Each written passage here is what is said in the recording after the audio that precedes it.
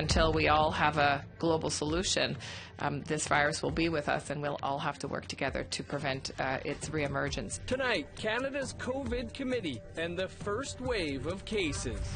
But it's just art. Art is fun. It's just creative expression. And a Tsimshian artist shares her talent through online courses.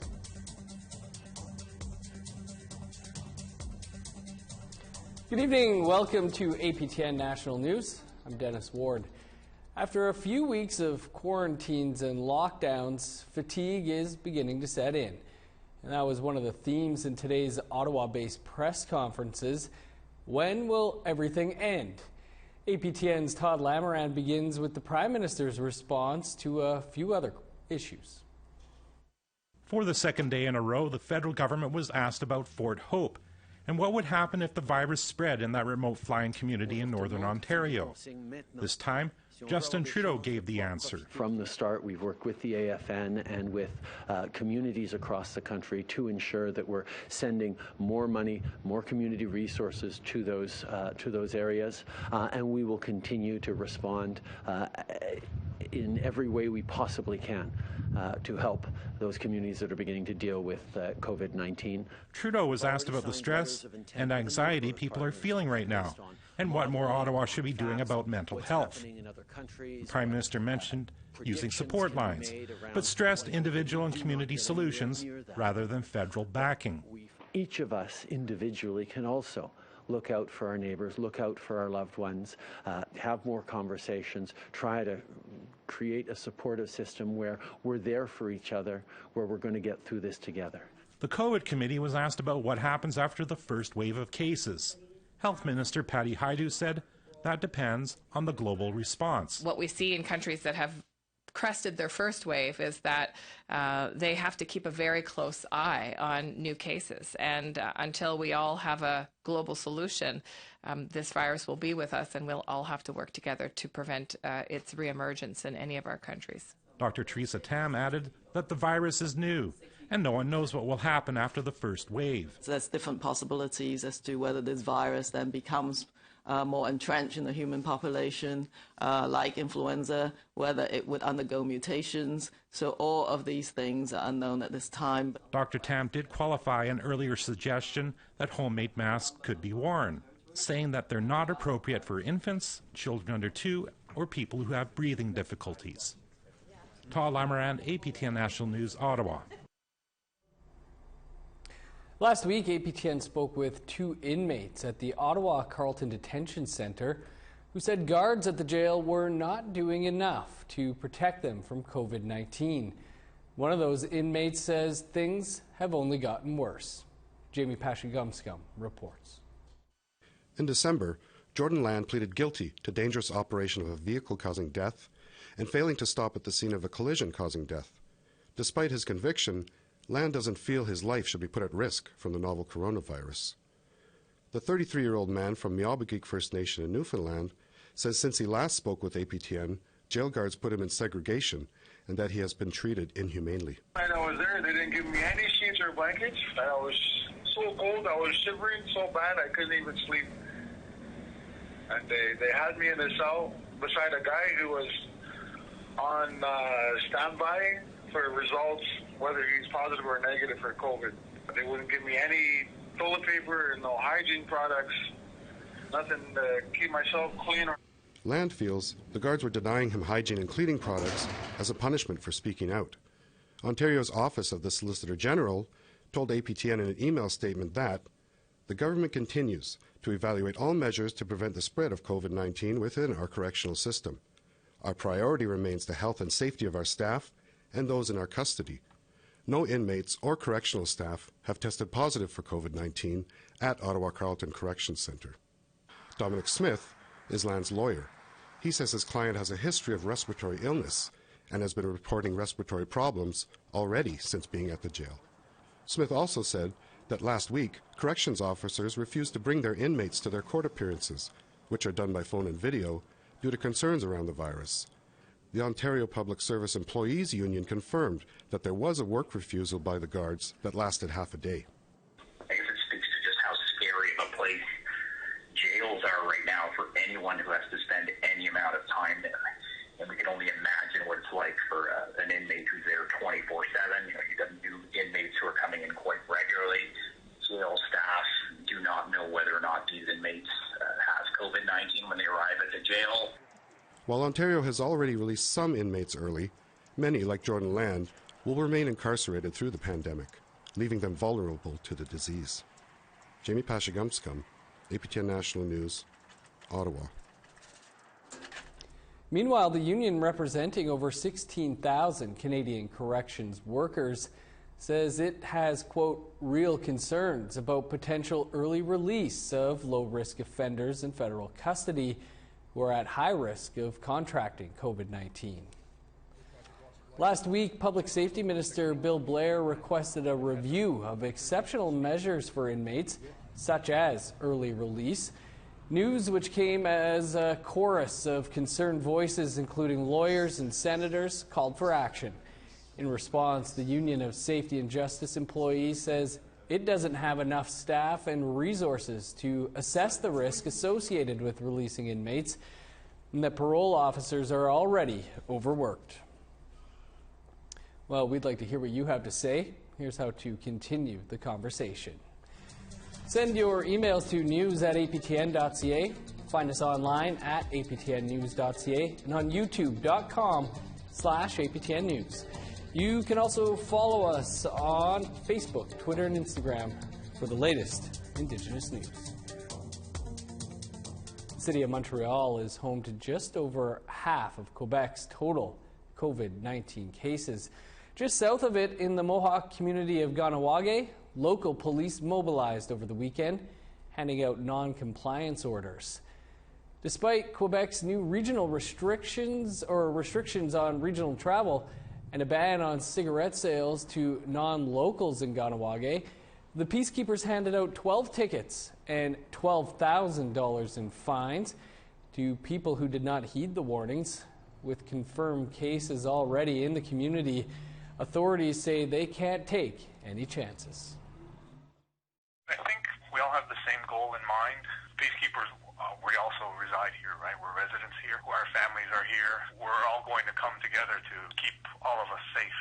You know, that's what this community's been known to do in hard times. You know, this community always bands together, and we're seeing that again. As Indigenous communities continue to close their borders to help combat COVID-19, some First Nations in Manitoba are having to take measures one step further by implementing community-wide curfews. Brittany Hobson has more on that. As of Tuesday morning, Opaskwayak Cree Nation is on a community-wide curfew for the next 2 weeks.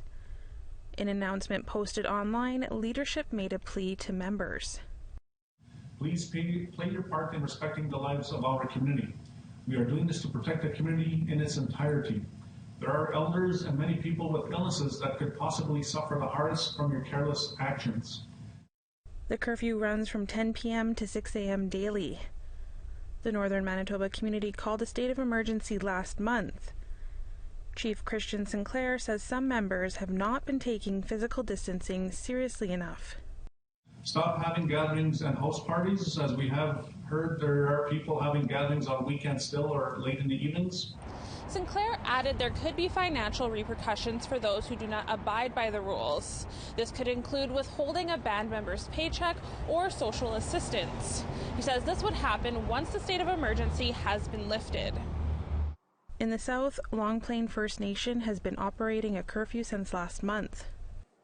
For the most part, we have, of course, people are okay with it, but and we do have a small segment of the population. I wouldn't even, I don't know, maybe 5% or so that are having a difficult time accepting the curfew. Chief Dennis Meacha says he has seen an uptick in drug trafficking. The curfew is set in place to help restrict movement on drug dealers.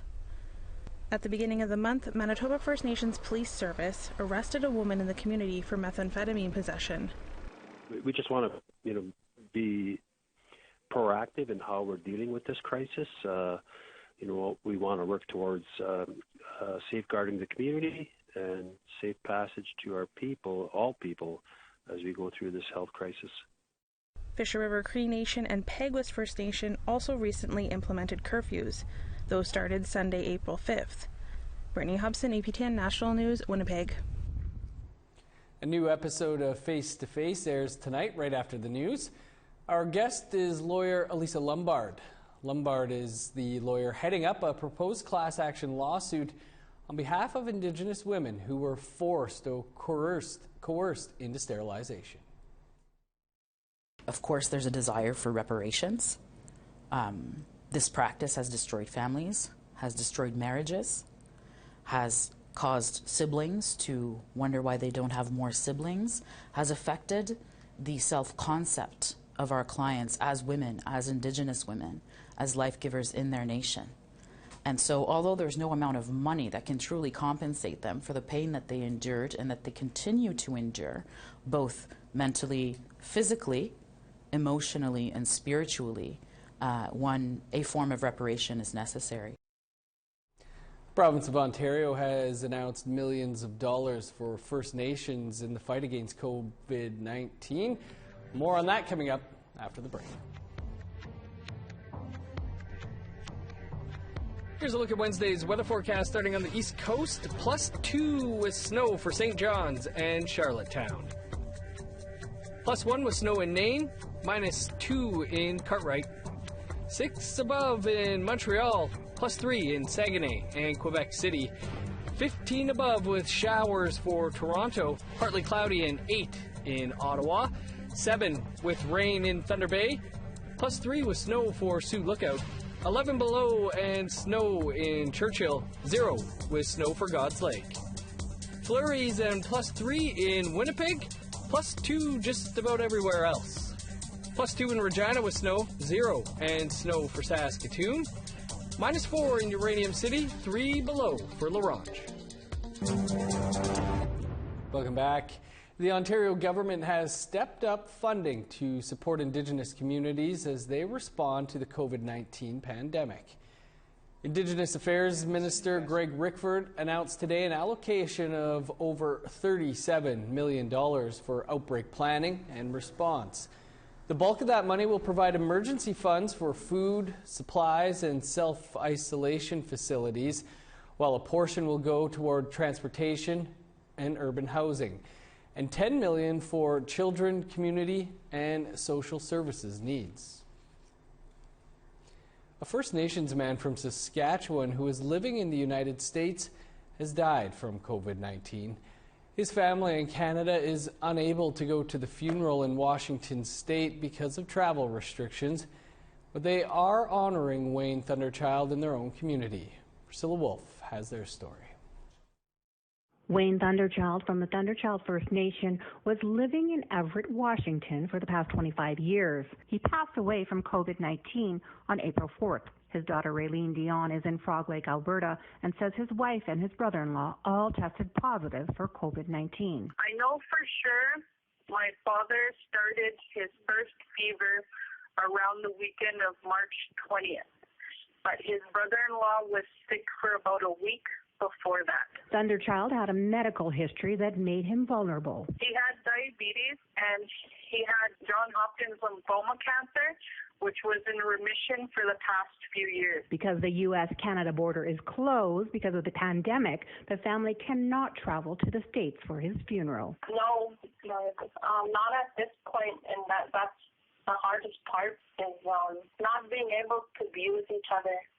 You know, my dad raised us to be close and tight-knit together, and that is very impossible right now. Unable to travel, family and friends in Thunderchild held their own wake and traditional ceremony to help him on his journey. His mother is doing proper protocols at her house right now, where only 7 to 10 people are allowed in at a time.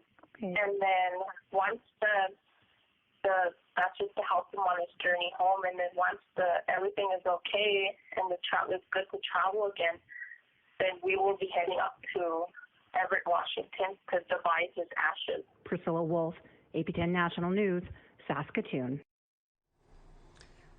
Well, being home and isolated can become easy to start feeling like you're alone. To help people deal with that isolation, the Institute for the Advancement of Aboriginal Women in Alberta is offering live interactive videos. Chris Stewart has those details. People have with knowledge keepers and their elders. And of course, you know, if they're your grandmothers or your grandfathers or extended family or ceremonial family, our elders and knowledge keepers come in. Stephanie Harp is the program coordinator at the Institute for the Advancement of Aboriginal Women. At the beginning of April, they began a series of live interactive sessions on Facebook Live.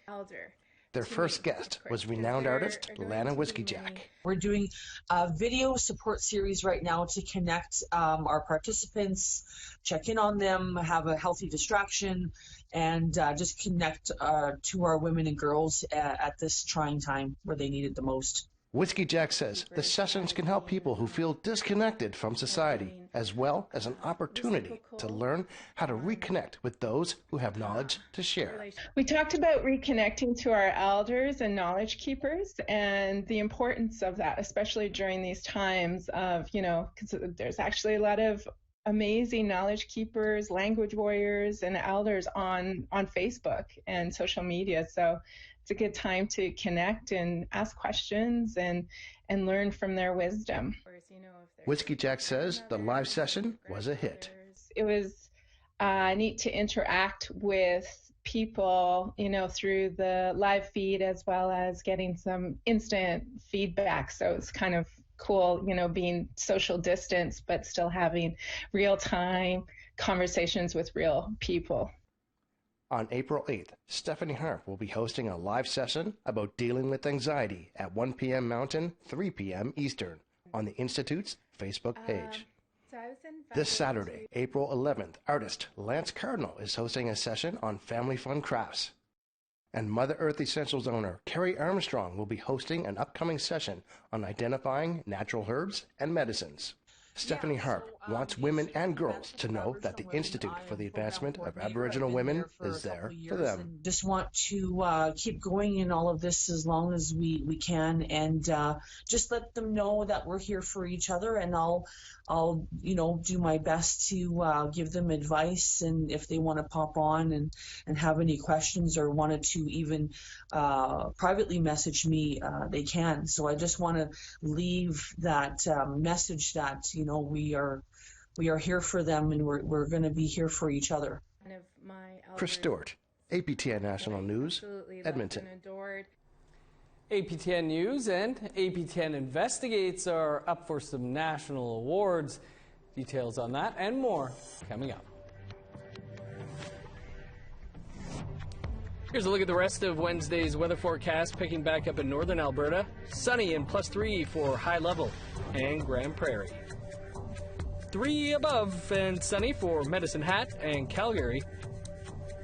+12 on the west coast in Vancouver and Tofino. 8 above in Fort Nelson, showers and +6 for Prince George. -4 in Old Crow, +1 with a rain-snow mix in Whitehorse. 6 above in Fort Liard. -6 in Pawlatuck and Colville Lake. -9 for Repulse Bay and Baker Lake under sunny skies. 11 below in Chesterfield. -14 in Resolute. 17 below in Joe Haven.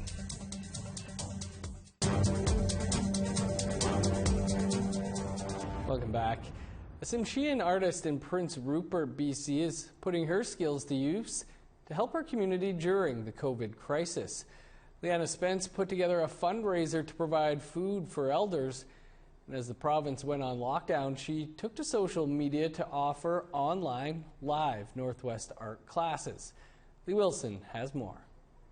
I'm just Leanna an artist. Spence is a Tsimshian artist. She's known for making designs for regalia, painting, and carving. She operates a tattoo business out of Prince Rupert, BC, a large part of her income. She would travel the province to work with clients. The COVID pandemic put a stop to that. I don't think I've worked in about 3 weeks. I haven't. There's zero income. It's just this whole COVID thing. It's affected me on a pretty Yeah, it's affected me financially, and it's definitely affected me emotionally. Last month, as it became clear the community was going to be affected, she started searching for ways to use her talent to help others. Spence went on her social media page and offered her art for donations. I want to raffle off a tattoo. All proceeds are going to go to buying groceries and stuff for elders. By the time I came home and crawled into bed, I was about to go to sleep. I thought I would just check my online banking. $1,400 came in like a couple hours. Spence was able to raise $3,000 with help from her partner, friends, clients. She used the money to buy groceries, which then was donated to 20 elders in Prince Rupert. People were surprised, but grateful for the packages.